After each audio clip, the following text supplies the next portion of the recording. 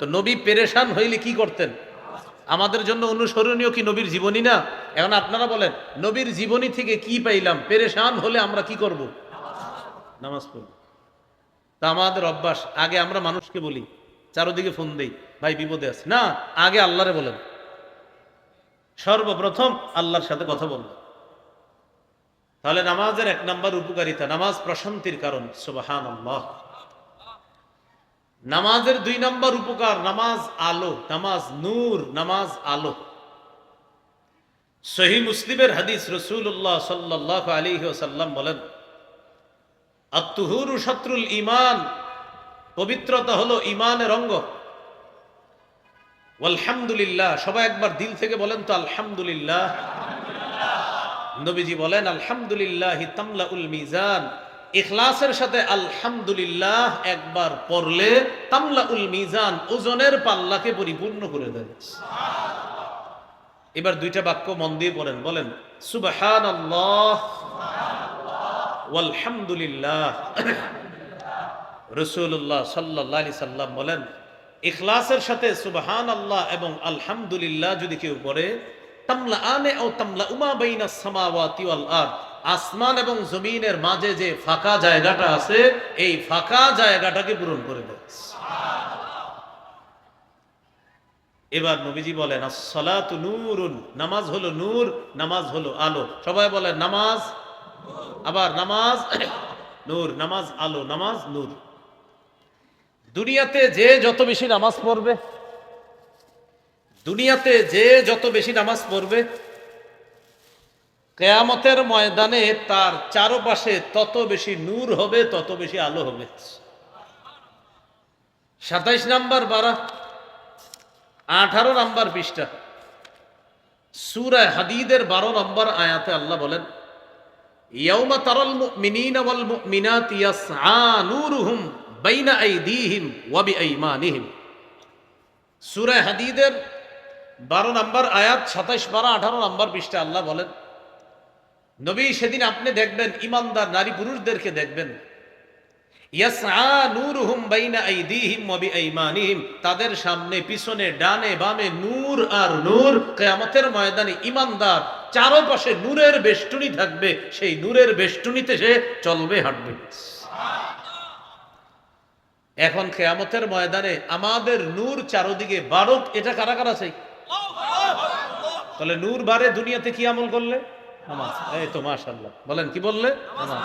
নবীজি বলেন, সালাতু নূরুন, নামাজ হলো আলো। তো নামাজ এমন আলো, যত বেশি নামাজ পড়ব নূর তত বেশি হবে। কিয়ামতের ময়দানে আমাদের চতুর্দিকে নূরের বেষ্টনী তত বেশি হবে। আরেকটা হাদিস শুনেন, রাসূলুল্লাহ সাল্লাল্লাহু আলাইহি ওয়াসাল্লাম বলেন, মান হাফাযা আলাইহা, কেউ যদি দৈনিক 5 ওয়াক্ত নামাজ যত্ন সহকারে পড়ে, 5 ওয়াক্ত নামাজ কেউ যদি যত্ন সহকারে পড়ে, সঠিকভাবে যত্ন সহকারে 5 ওয়াক্ত নামাজ পড়তে হবে। কেউ যদি যত্ন সহকারে 5 ওয়াক্ত নামাজ নিয়মিত পড়ে, কানাত লাহু নূরান ওয়া বুরহানান ওয়া নাজাতান ইয়াউমাল কিয়ামা, কিয়ামতের ময়দানে এই নামাজ নামাজির জন্য আলো হবে, নামাজির পক্ষে দলিল হবে, নামাজির পক্ষে কিয়ামতের ময়দানে জাহান্নাম থেকে মুক্তির কারণ হবে। কেউ যদি দুনিয়াতে 5 ওয়াক্ত নামাজ যত্ন সহকারে পড়ে, 1 নাম্বার কিয়ামতের ময়দানে এই নামাজ তার জন্য আলো হবে, 2 নাম্বার তার পক্ষে দলিল হবে, 3 নাম্বার তার জন্য জাহান্নাম থেকে মুক্তির নিরাপত্তা হবে নামাজ। ওয়ামান লাম ইউহাফিজ আলাইহা, কেউ যদি যত্ন সহকারে নামাজ না পড়ে, লাম ইয়াকুন লাহু নূরুন ওয়ালা বুরহানুন ওয়ালা নাজাতুন, তার কোনো আলো হবে না, তার কোনো দলিলও হবে না, তার কোনো মুক্তির নিরাপত্তা হবে না কিয়ামতের ময়দানে। ওয়াকানা ইয়াউমাল কিয়ামাতি মা কারুন ওয়া হামান ওয়া উবাই ইবনে খাল, বরং সে কিয়ামতের ময়দানে হামানের সাথে থাকবে, কারুনের সাথে থাকবে, উবাই ইবনে খালফের সাথে থাকবে, যারা দুনিয়াতে নামাজের প্রতি গুরুত্ব না দিবে। নবী বলেন কিয়ামতের ময়দানে তাদের হাসর হবে হামান, কারুন, উবাই ইবনে খাল, এই জাতীয় কাফেরদের সাথে। আল্লাহ আমাদের সকলকে নামাজের মাধ্যমে আলোকিত হওয়ার তৌফিক দান করেন। এ হলো 2 নম্বর উপকার।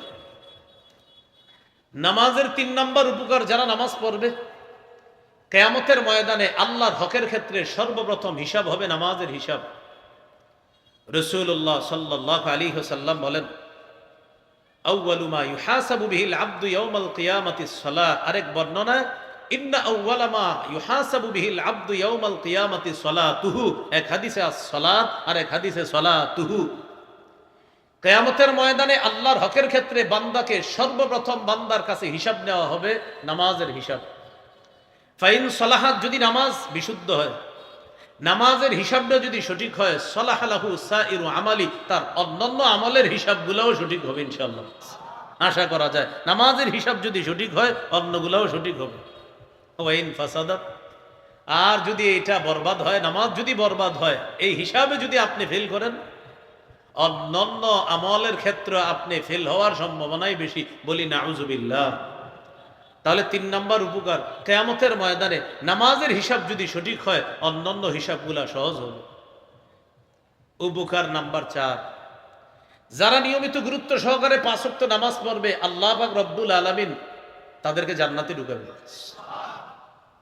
রাসূলুল্লাহ সাল্লাল্লাহু আলাইহি সাল্লাম বলেন, আবু দাউদের হাদিস, 5 ওয়াক্ত নামাজ বান্দার উপর আল্লাহ ফরজ করছেন। এবার হাদিসের অনুবাদটা দেখেন আমি কিভাবে করি।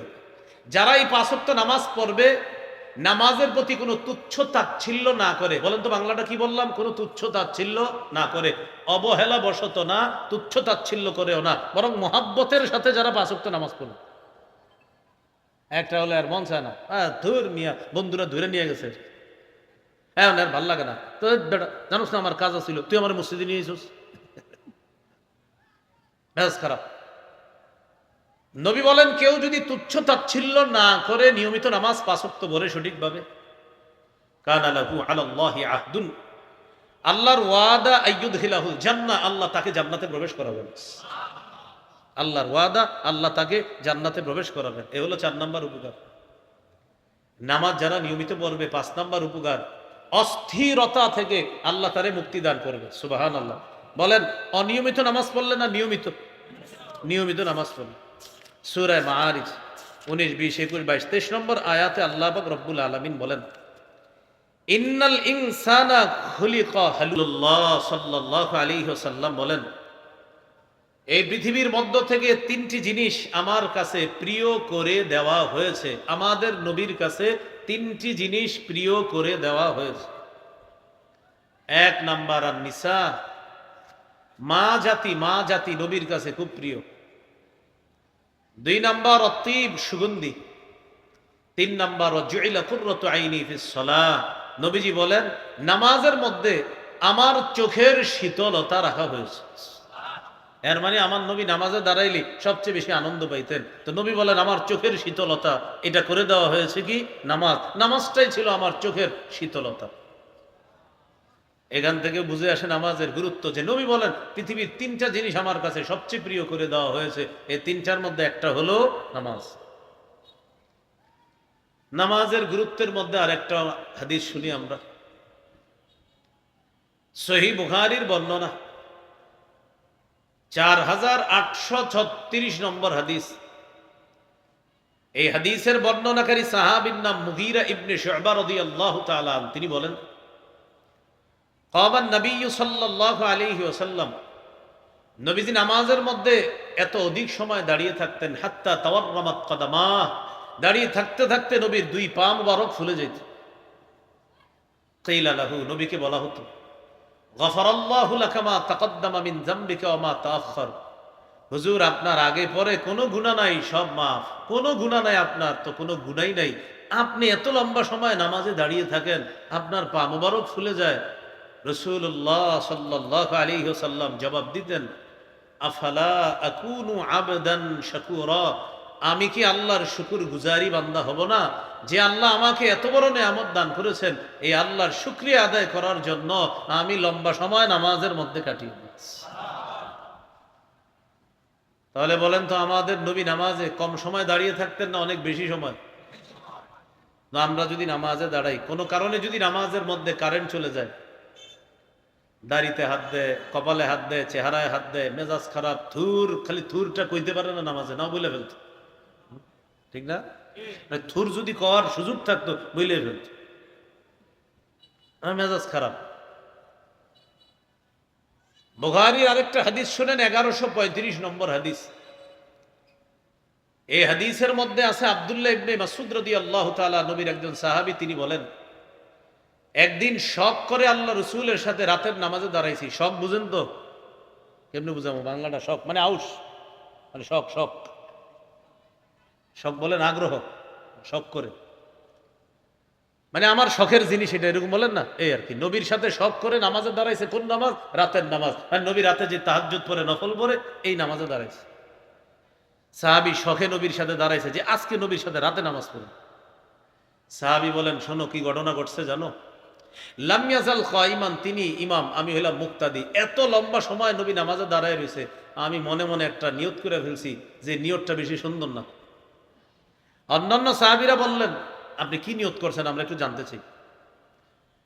তো তিনি বলেন, হামামতু বিআমরি সাউইন, একটা মন্দ নিয়ত করে ফেলেছিলাম। তো অন্যরা জানতে চাইলেন নিয়তটা কি, একটু বলেন।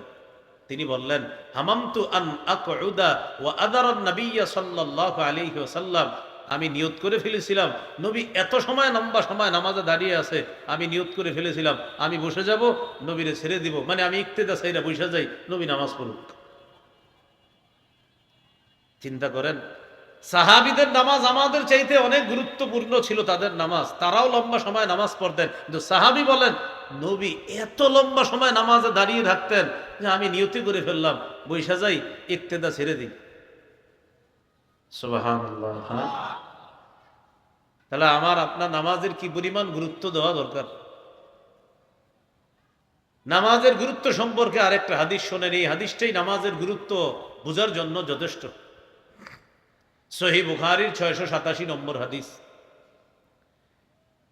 এই হাদিসে আছে রাসূল সাল্লাল্লাহু আলাইহি সাল্লামের সহধর্মিণী আমাদের আম্মাজান উম্মুল মুমিনিন আয়েশা সিদ্দিকা রাদিয়াল্লাহু তাআলা আনহাকে জিজ্ঞাসা করা হয়েছে, নবীর ইন্তেকালের আগের অসুস্থতাকালীন সম্পর্কে জিজ্ঞাসা করা হয়েছে। নবী ইন্তেকালের আগে প্রায় টানা 13 দিনের মতো অসুস্থ ছিলেন, তো ওই অসুস্থকালীন সম্পর্কে জিজ্ঞাসা করা হয়েছে। আম্মাজান বলেন, ওই সময়ের কথা তোমাদেরকে কি বলবো, একদিনের ঘটনা শোনো। একটু আগে যেই নামাজটা গেছে, কোন নামাজ? এশার নামাজ। একদিন এশার নামাজের সময় সাহাবীরা মসজিদে অপেক্ষা করতেছে। রাসূলুল্লাহ সাল্লাল্লাহু আলাইহি সাল্লাম প্রচন্ড অসুস্থ হয়ে গেছে। আম্মাজান আয়েশা সিদ্দিকা রাদিয়াল্লাহু তাআলা আনহাকে নবীজি জিজ্ঞাসা করলেন, ঘরের সদস্য যারা আরো তাদেরকে জিজ্ঞাসা করলেন, আসাল্লান নাস, আচ্ছা সাহাবীরা কি নামাজ পড়ছে? আম্মাজান জবাব দিলেন, লা হুম ইয়ান্তাজিরুনা, হুজুর সাহাবীরা এখনো নামাজ পড়ে নাই, তারা আপনার অপেক্ষায় আছে, আপনি যাবেন, আপনার ইমামতিতে তারা নামাজ পড়বে। রাসূলুল্লাহ সাল্লাল্লাহু আলাইহি ওয়াসাল্লাম বললেন, দাউলি মাআন ফিল মিখতাব, গোসলের পাত্রে এক পাত্র পানি আনো। পানি আনছে, আনার পর ফাগতাসালা, রাসূল সাল্লাল্লাহু আলাইহি সাল্লাম গোসল করলেন।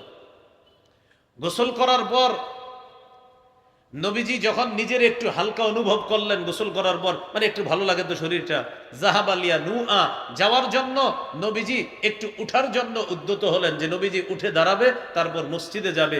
যেই মাত্র নবী উঠে দাঁড়াবেন মসজিদে যাওয়ার জন্য, উগমিয়া আলাই, সাথে সাথে আবার বেহুশ হয়ে গেছে, মানে প্রচুর অসুস্থ।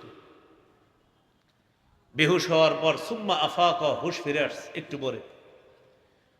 হুশ ফিরে আসার পর রাসূলুল্লাহ সাল্লাল্লাহু আলাইহি সাল্লাম বললেন, আসাল্লান নাস, সাহাবীরা নামাজ পড়ছে? জবাব দেওয়া হলো, লা, এখনো পড়ে নাই, হুম ইয়ান্তাজিরুনা, তারা আপনার অপেক্ষায় আছে। নবীজি বললেন, দাউলি মাআন ফিল মিখতাব, তাহলে ঠিক আছে পানি আনো, গোসলের পাত্রে আবার পানি আনো। আবার পানি আনছে, আনার পর ইগতাসালা, নবী গোসল করলেন, পুরা শরীরটা ভালোভাবে ধৌত করলেন। গোসল করার পর জাহাবালিয়া নুআ, মসজিদে যাওয়ার জন্য যেই মাত্র নবী একটু উঠে দাঁড়াবে, উগমিয়া আলাই, আবার বেহুশ হয়ে গেছে। আপনারা বুঝতেছেন তো সবাই? বেহুশ হওয়ার পর সুম্মা আফাকা, একটু পর হুশ ফিরে আসছে। এটা কোনো গল্প নয়, সহিহ বুখারী 687 নম্বর হাদিস। নবীজি যখন বেহুশ হয়ে গেছে, একটু পরে হুশ ফিরে আসছে। আসার পর নবী জিজ্ঞাসা করলেন, আসাল্লান নাস, সাহাবীরা নামাজ পড়ছে? জবাব দেওয়া হলো, লা হুম ইয়ান্তাজিরুনা, এখনো পড়ে নাই, আপনার অপেক্ষা আছে। নবীজি বললেন দউলি মা আনফিল মিখতাব, গোসলের পাত্রে আরেক পাত্র বানিয়ে আনো। আবার বানিয়ে আনছে। আনার পর রসুল সাল্লাল্লাহু আলাইহি সাল্লাম আবার নিজের শরীরটা ধৌত করেছেন। শরীর মুবারক ধৌত করার পর জাহাবালিয়া নুআ, আবার একটু দাঁড়িয়েছেন যাওয়ার জন্য। যেই মাত্র দাঁড়াতে উদ্যত হলেন, সাথে সাথে উম্মি আলাই আবার বেহুশ হয়ে গেছে। কয়বার হলো? তিনবার। সুম্মা আফাকা, হুশ ফিরে আসছে। হুশ ফিরে আসার পর নবীজি বললেন আসল্লাহ নাস, নামাজ পড়ছে? বললেন হুজুর এখনো পড়ে নাই, অপেক্ষা আছে। নবীজি বললেন আয়েশা, আমি মনে হয় যেতে পারবো না, একটা লোক ডাকো। নবী একজনকে ডাকলেন, ডাকায়া বললেন যাও আবু বকরের কাছে যাও, গিয়ে আবু বকরকে বলো আবু বকর যেন সাহাবীদেরকে নামাজ পড়ায়। নামাজের প্রতি কি পরিমাণ গুরুত্ব থাকলে, যার আগে কোনো গুনাহ নাই, পরে কোনো গুনাহ নাই, আল্লাহর পরে যিনি শ্রেষ্ঠ এই ব্যাপারে কোনো সন্দেহ নাই, তিনি নামাজে যাওয়ার জন্য বারবার বেহুশ হইতেছে, আবার হুশ ফিরে আসে, আবার শরীর ধৌত করে নামাজে যাওয়ার জন্য। শেষে বললেন আয়েশা, আবু বকরকে বলো নামাজ পড়াইয়া দিত। আম্মাজান বলেন আন্নাস উকুফুন ফিল মসজিদ, কয় শোনো, যে নামাজের অপেক্ষায় সাহাবীরা ছিল সেটা হলো এশার নামাজের অপেক্ষায় সাহাবীরা মসজিদে ছিল। তো আম্মাজান বলেন এইভাবে আমার আব্বা আবু বকর সিদ্দিকের ইমামতিতে সাহাবায়ে কেরাম নবীর অসুস্থতাকালীন সময়ে নামাজ পড়েছেন। একদিন জোহরের সময় বা আসরের সময় ঘটনা কি ঘটলো, নবীজি নিজের একটু হালকা অনুভব করলেন। হযরত আব্বাস, হযরত আলী রাদিয়াল্লাহু আনহুমা, তাদের দুইজনের কাঁধে হাত দিয়ে আল্লাহ রসুল হেঁটে হেঁটে মসজিদে গেলেন। আবু বকর সিদ্দিক তখন ইমামতির জায়গায়। আবু বকর সিদ্দিক সরে যেতে চাইলেন, নবী ইশারা করলেন না, ওখানেই থাকো, সেখানেই থাকো। নবীজি গিয়ে বসলেন। আবু বকর সিদ্দিক নবীরে অনুসরণ করলেন। সাহাবীরা আবু বকর সিদ্দিককে ইক্তেদা করে নামাজ পড়লেন। সুবহানাল্লাহ। আল্লাহ আমাদেরকে নামাজের গুরুত্ব বুঝে পাঁচ ওয়াক্ত নামাজের গুরুত্ব দেওয়ার তৌফিক দান করেন। বলেন তো প্রিয় ভাইয়েরা, হাজারো ব্যস্ততার মাঝে সবচেয়ে গুরুত্ব দিব কি? নবীজির জীবনের সর্বশেষ ওসিয়ত ছিল আমাদের প্রতি কি? আল্লাহ আমাদের সকলকে নামাজের গুরুত্ব দেওয়ার তৌফিক দান করেন। এই গেল আজকের আলোচনার 7 নাম্বার আলোচনা, মনে আসেনি? 7 নাম্বার নামাজের গুরুত্ব গেল। আজকের আলোচনার 8 নাম্বার আলোচনা, নামাজের উপকারিতা। নামাজ পড়লে কি উপকার? নামাজের 1 নাম্বার উপকার, নামাজ পড়লে অন্তরে আল্লাহ প্রদত্ত একটা প্রশান্তি আল্লাহ দান করেন। সুবহানাল্লাহ। আবু দাউদের হাদিস, 4986 নম্বর হাদিস। হাদিসটি মন দিয়ে শোনেন। এক তাবি বলেন, আমি আমার আনসারি শ্বশুর বাড়িতে বেড়াইতে গেলাম। কোন বাড়িতে? আনসারি শ্বশুর বাড়িতে বেড়াইতে গেলাম। আমিও গেলাম, আমার আব্বাও গেলেন। মানে আমার শ্বশুর আর আমার আব্বার হলো বেয়াই। তো আব্বা তার বেয়াইকে দেখতে, আমি আমার শ্বশুরকে দেখতে গেলাম। নাউদহু, আমাদের উদ্দেশ্য হলো আমার অসুস্থ শ্বশুরকে দেখতে যাওয়া। শ্বশুর অসুস্থ, সেই হিসাবে আমি জামাতা হিসাবে রওনা করলাম, আর আমার আব্বা বেয়াই হিসাবে রওনা করলাম। আনসারি শ্বশুর বাড়িতে গেলাম। যাওয়ার পর অসুস্থ শ্বশুরের পাশে আমি আর আমার বাবা বসা, জামাতা বসা আর বেয়াই বসা। ইতিমধ্যে নামাজের সময় হয়েছে। নামাজের সময় হওয়ার পর আমার অসুস্থ শ্বশুর ঘরের একটা মেয়েকে ডাক দিয়ে বললেন, ইয়া জারিয়া, হে মেয়ে, এই তুলি বি উযুইন, আমার জন্য অজুর পানি আনো। কে বলতেছে? সুস্থ মানুষরা না অসুস্থ ব্যক্তি? সুবহানাল্লাহ বলেন। পানি আনো, অজুর পানি আনো। কেন? অজুর পানি আনো। লি উসাল্লিয়া ফাস্তারিহা, তুমি অজুর পানি আনবা, অজু করে নামাজ পড়বো, নামাজের মাধ্যমে যেন একটু প্রশান্তি লাভ করতে পারি। কেমনে বুঝাবো? আর সাহাবীরা অসুস্থ হইলে নামাজের মাধ্যমে প্রশান্তি খুঁজে, মানে তাদের ঔষধ হলো নামাজ।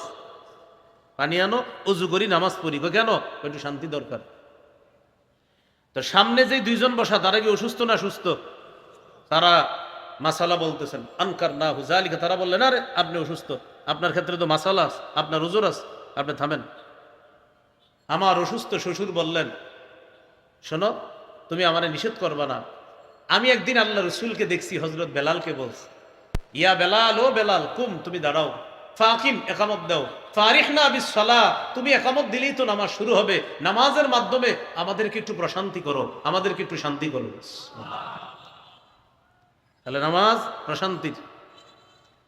আবু দাউদের আরেকটা হাদিস 1319 নম্বর হাদিস, 1319, এই হাদিসে আছে কানান নবিয়্যু সাল্লাল্লাহু আলাইহি ওয়াসাল্লাম ইদা হাযাবাহু আমরুন সাল্লাহ, রাসূলুল্লাহ সাল্লাল্লাহু আলাইহি সাল্লামের কাছে যখন কোনো পেরেশানি কাজ করত, নবী যখন কোনো বিষয়ে পেরেশানি কাজ করত, সাল্লাহ, তিনি নামাজ পড়তেন। বলেন ভাই কি শিখলাম? এই যে নবীর কোনো পেরেশানি কাজ করলে তিনি কি করতেন? বলেন তো, নবীর জীবনীর অন্যতম একটা দিক, নবী পেরেশান হইলে, এটা নবীর জীবনী কিনা বলেন তো, নবী পেরেশান হইলে কি করতেন? আমাদের জন্য অনুসরণীয় কি নবীর জীবনী না? এখন আপনারা বলেন, নবীর জীবনী থেকে কি পাইলাম? পেরেশান হলে আমরা কি করব? নামাজ পড়ব। তা আমাদের অভ্যাস, আগে আমরা মানুষকে বলি, চারোদিকে ফোন দেই, ভাই বিপদে আছে না, আগে আল্লাহরে বলেন, সর্বপ্রথম আল্লাহর সাথে কথা বলবেন। তাহলে নামাজের 1 নম্বর উপকারিতা, নামাজ প্রশান্তির কারণ, সুবহানাল্লাহ। নামাজের 2 নম্বর উপকার, নামাজ আলো, নামাজ নূর, নামাজ আলো। সহিহ মুসলিমের হাদিস, রাসূলুল্লাহ সাল্লাল্লাহু আলাইহি ওয়াসাল্লাম বলেন, আত-তুহুরু শাতরুল ঈমান, পবিত্রতা হলো ঈমানের অঙ্গ। আলহামদুলিল্লাহ, সবাই একবার দিল থেকে বলেন তো আলহামদুলিল্লাহ। নবীজি বলেন, আলহামদুলিল্লাহি তামলাউল মিজান, ইখলাসের সাথে আলহামদুলিল্লাহ একবার পড়লে তামলাউল মিজান, ওজনের পাল্লাকে পরিপূর্ণ করে দেয়। এবার 2টা বাক্য মন দিয়ে পড়েন, বলেন সুবহানাল্লাহ ওয়ালহামদুলিল্লাহ। রাসূলুল্লাহ সাল্লাল্লাহু আলাইহি সাল্লাম বলেন, ইখলাসের সাথে সুবহানাল্লাহ এবং আলহামদুলিল্লাহ যদি কেউ পড়ে, তামলাআনে আও তামলাউমা বাইনাস সামাওয়াতি ওয়াল আরদ, আসমান এবং জমিনের মাঝে যে ফাঁকা জায়গাটা আছে, এই ফাঁকা জায়গাটাকে পূরণ করে দেয়।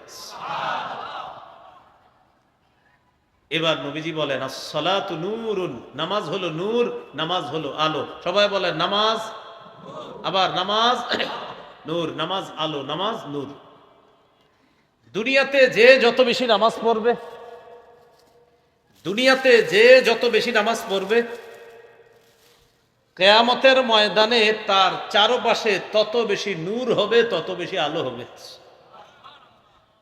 27 নম্বর পারা, 18 নম্বর পৃষ্ঠা, সূরা হাদীদের 12 নম্বর আয়াতে আল্লাহ বলেন, ইয়াউমা তারাল মুমিনিনা ওয়াল মুমিনাতি ইয়াসআ নূরুহুম বাইনা আইদিহিম ওয়া বিআইমানিহিম। সূরা হাদীদের 12 নম্বর আয়াত, 27 পারা 18 নম্বর পৃষ্ঠা আল্লাহ বলেন, নবী সেদিন আপনি দেখবেন, ইমানদার নারী পুরুষদেরকে দেখবেন, ইয়াসআ নূরুহুম বাইনা আইদিহিম ওয়া বিআইমানিহিম, তাদের সামনে পিছনে ডানে বামে নূর আর নূর। কিয়ামতের ময়দানে ইমানদার চারপাশে নূরের বেষ্টনী থাকবে, সেই নূরের বেষ্টনীতে সে চলবে, হাঁটবে। এখন কিয়ামতের ময়দানে আমাদের নূর চারদিকে বারক, এটা কারা কারা চাই? তাহলে নূর বারে দুনিয়াতে কি আমল করলে? নামাজ। এই তো মাশাআল্লাহ, বলেন কি বললে? নামাজ। নবীজি বলেন, সালাতু নূরুন, নামাজ হলো আলো। তো নামাজ এমন আলো, যত বেশি নামাজ পড়বো নূর তত বেশি হবে। কিয়ামতের ময়দানে আমাদের চতুর্দিকে নূরের বেষ্টনী তত বেশি হবে। আরেকটা হাদিস শুনেন, রাসূলুল্লাহ সাল্লাল্লাহু আলাইহি ওয়াসাল্লাম বলেন, মান হাফাযা আলাইহা, কেউ যদি দৈনিক 5 ওয়াক্ত নামাজ যত্ন সহকারে পড়ে, 5 ওয়াক্ত নামাজ কেউ যদি যত্ন সহকারে পড়ে, সঠিকভাবে যত্ন সহকারে 5 ওয়াক্ত নামাজ পড়তে হবে। কেউ যদি যত্ন সহকারে 5 ওয়াক্ত নামাজ নিয়মিত পড়ে,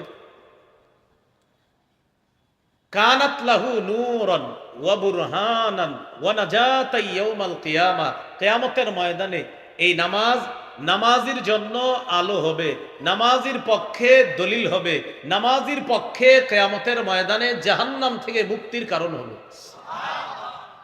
কেউ যদি দুনিয়াতে 5 ওয়াক্ত নামাজ যত্ন সহকারে পড়ে, 1 নাম্বার কিয়ামতের ময়দানে এই নামাজ তার জন্য আলো হবে, 2 নাম্বার তার পক্ষে দলিল হবে, 3 নাম্বার তার জন্য জাহান্নাম থেকে মুক্তির নিরাপত্তা হবে নামাজ। ওয়ামান লাম ইউহাফিজ আলাইহা, কেউ যদি যত্ন সহকারে নামাজ না পড়ে, লাম ইয়াকুন লাহু নূরুন ওয়ালা বুরহানুন ওয়ালা নাজাতুন, তার কোনো আলো হবে না, তার কোনো দলিলও হবে না, তার কোনো মুক্তির নিরাপত্তা হবে না কিয়ামতের ময়দানে।